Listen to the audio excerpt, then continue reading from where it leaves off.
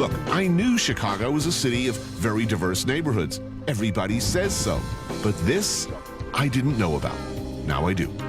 So where are we, and why are we here? I have to say, I'm really glad we're here. Before this Chicago episode of Anthony Bourdain's Parts Unknown aired in 2016, he said any excuse to come back to Chicago is a good one. The celebrity chef and author was found dead this morning in a hotel room in France, an apparent suicide. His TV shows opened viewers' eyes not to just food, but social complexities of the world around us.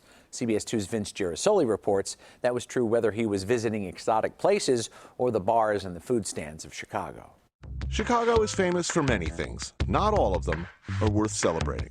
In a classic sarcastic visit to Chicago, Anthony Bourdain dined on pan pizza at an institution, Bert's Place. I'm not sure that he ever loved the pizza, but he loved Bert, the man who made it. That connection to the people behind the plates helped define Bourdain, says Chicago food writer Louisa Chu. She was his table mate that day and had been his friend for years. He was a very complex, complicated, and sometimes very vulnerable man. Bourdain, a chef, gained fame writing about the kitchen.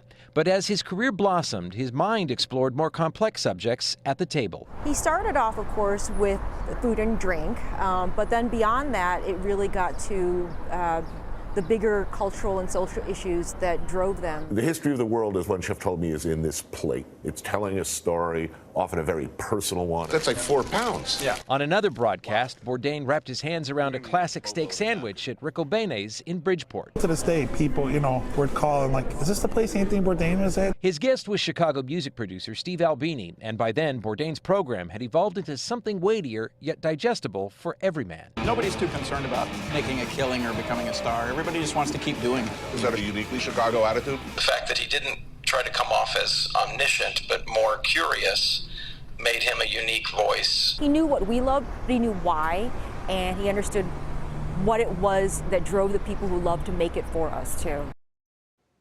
Now, in an interview, Bourdain once told me jokingly that when he went into the restaurant business, it was something people did between arrests and convictions. But he helped to celebrate that kitchen culture and open the kitchen door to the rest of the world.